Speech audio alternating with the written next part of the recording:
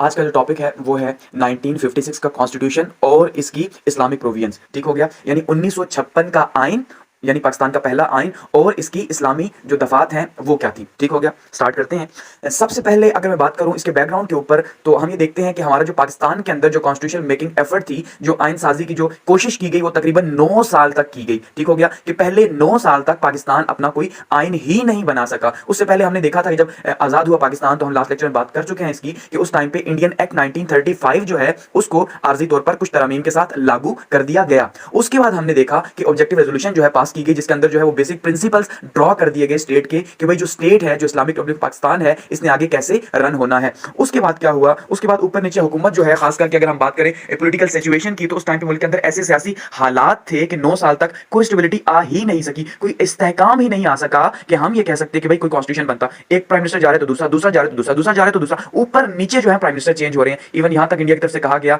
जवाहरलाल नेहरू की तरफ से, कि मैं इतनी धोतियां नहीं बदलता जितना पाकिस्तान प्राइम मिनिस्टर्स बदलता है। जरा अंदाजा करें तो आपको आइडिया हो जाएगा कि भाई हम किस तरह से प्राइम मिनिस्टर चेंज कर रहे थे। तो फिर क्या हुआ कि जब लियाकत अली खान जो है वो शहीद हो गए, तो उसके बाद ख्वाजा नाज़िमुद्दीन जो थे उनको जो है प्राइम मिनिस्टर बनाया गया। तो उन्होंने जो है वो सीरियस एफर्ट्स की कॉन्स्टिट्यूशन की तरफ, और उन्होंने जो बुनियादी हुकूक की कमेटी जो बन चुकी थी, जो कि ऑब्जेक्टिव रेजोल्यूशन के अगेंस्ट में बनाई गई थी, कि भाई उस पर बहुत ज्यादा तनकीद भी की गई थी करारदाद मकासद के ऊपर। ठीक है, तो उस वजह से फिर बुनियादी हुकूक की कमेटी एक बनाई गई थी कि भाई ये तय करेगी हमारा कॉन्स्टिट्यूशन जो है मुस्तकबिल का कैसा होगा। तो उसमें क्या हुआ कि उसमें फिर लियाकत अली खान तो शहीद हो गए, तो फिर जब ख्वाजा नाज़िमुद्दीन आए तो उन्होंने दोबारा से कमेटी को मुरतब किया और उसे कहा कि आप कॉन्स्टिट्यूशन बनाएं। लेकिन उसके बाद हम देखते हैं कि उनको जो है वो चेंज कर दिया गया। उसके बाद ख्वाजा नाज़िमुद्दीन के बाद जो है मोहम्मद अली बोगरा आते हैं, और मोहम्मद अली बोगरा जो है वो एक आइनी फार्मूला तैयार करते हैं, जिसे मोहम्मद अली बोगरा फार्मूला भी कहा गया। और इस मोहम्मद अली बोगरा फार्मूले को काफी ज्यादा पजीराई भी मिली। ठीक हो गया, मोहम्मद अली बोगरा फार्मूले को काफी पजीराई भी मिली। लेकिन फिर हमने देखा कि असम्बली जो है वो तोड़ दी गई 1954 के अंदर, उन्हें भी घर भेज दिया गया। गुलाम मोहम्मद जो थे वो अपने इक़्तिदार को तूल देना चाहते थे, बहुत सिंपल सी बात है।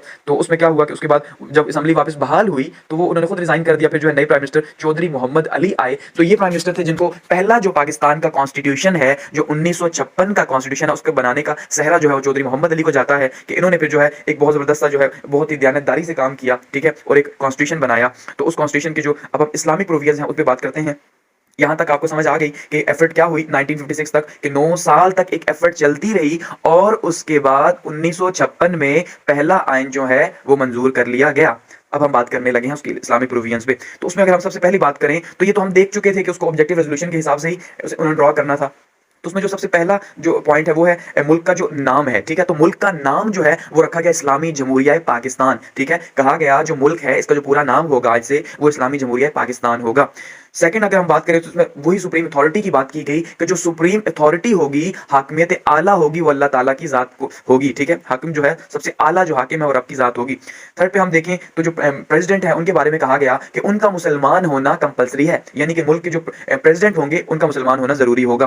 फोर्थ पे हम देखें तो कहा गया कि कोई भी ऐसा लॉ नहीं बनाया जाएगा मुल्क के अंदर जो कुरान और सुन्नत के खिलाफ हो। ठीक है, यानी जितने भी लॉज बनाए जाएंगे वो सारे के सारे लॉज जो है वो कुरान और सुन्नत के मुताबिक होंगे। फिफ्थ हम देखते हैं तो मजहबी आजादी की बात की गई। ठीक है ना, यानी कि आप कह लें कि रिलीजियस जो फ्रीडम था उसकी बात की, कि भाई मजहब जो है आप किसी भी मजहब से ताल्लुक रखते हैं। ठीक है, आप मुसलमान हैं, आप क्रिश्चियंस हैं, आप पारसी हैं, आप हिंदू हैं, आप सिख हैं, क्योंकि सारी कास्ट जो है पाकिस्तान में बसती थी, तो उनका भाई आपका किसी से भी ताल्लुक है तो आप यहाँ के शहरी हैं, आपको हक है कि आप जो है वो अपनी इबादत करें, फ्री हैं आप। अच्छा, सिक्स पे हम देखते हैं, कहा गया कि जो इस्लामिक तर्ज हयात है, यानी जो इस्लामिक लाइफ स्टाइल है उसको हम प्रमोट करेंगे और इस्लामिक लाइफ स्टाइल को जो है वो आगे लेके चलेंगे। वैसे ही कहा गया कि भाई अगर कोई सूद ले रहा है तो हम उसका खात्मा करेंगे, उसको जो है वो हम ज्यादा जो है ना, यानी कि ज्यादा ये नहीं कहेंगे कि आप खत्म तो नहीं हो सकता, जाहिर सी बात है, लेकिन हम उसको डिस्करेज करेंगे, इंकरेज नहीं करेंगे अगर आप सूद लेते हैं तो। ठीक है, और बेसिक नेसेसिटीज जो है, बुनियादी जरूरियात जो है वो हर एक की पूरी की जाएंगी, और हम इस बात को प्रेफर करेंगे एट द एंड कि इस्लामिक कंट्रीज के साथ हम अपने रिलेशंस को बिल्ड कर सकें। ठीक है, तो ये कुछ 7 से 8 प्रोविजंस थी इस्लामिक प्रोविजंस जो कि 1956 के कॉन्स्टिट्यूशन के अंदर शामिल थी। ठीक हो गया, लेकिन इसके बाद का अगर हम देखते हैं, ठीक है, अब ये तो हम देखा कि बैकग्राउंड क्या था, हमने इसकी क्लॉज देख ली। अब हम देखते हैं कि इसके बाद इसके साथ क्या हुआ। इसके साथ होना क्या था कि सिंपली 1954 के अंदर सिकंदर मिर्जा साहब जो थे, ठीक है, सिकंदर मिर्जा साहब ने क्या किया, वो पाकिस्तान के पहले प्रेसिडेंट भी थे। ठीक है, तो उसके बाद उन्होंने क्या किया, जो 1958 के अंदर आइन को मुअत्तल कर दिया, यानी मुल्क में मार्शल लॉ लगा दिया। हमारे सिविलियन जो प्रेसिडेंट थे, ठीक है, जिनका फौज से कोई ताल्लुक नहीं था, जो एक ब्यूरोक्रेट थे मशरकी पाकिस्तान से, उन्होंने मुल्क का पहला मार्शल लॉ लगा दिया। क्योंकि वो भी खुद नहीं कह सके कि 17 दिनों के अंदर अंदर जो है वो अयूब खान आए और उन्होंने टेक ओवर कर लिया, और उसके बाद जो है यानी 7 अक्टूबर को इन्होंने मार्शल लॉ लगाया, और 27 अक्टूबर को जो है वो तकरीबन 20 दिन के बाद जो है वो अयूब खान ने इन्हें जबरदस्ती घर भेज दिया, आप छुट्टी पे जाएं भाई, आप रेस्ट करें, आप थके होंगे काफी, जो है ना मुल्क का इंतजाम संभाल लिया। खैर अयूब खान आए तो उन्होंने फिर आवाम से जो है प्रॉमिस किया कि उन्होंने कहा कि भाई मैं आपको अपनी तरफ से कॉन्स्टिट्यूशन बना के दूंगा जो कि पाकिस्तान के मसाइल का हल पेश करेगा।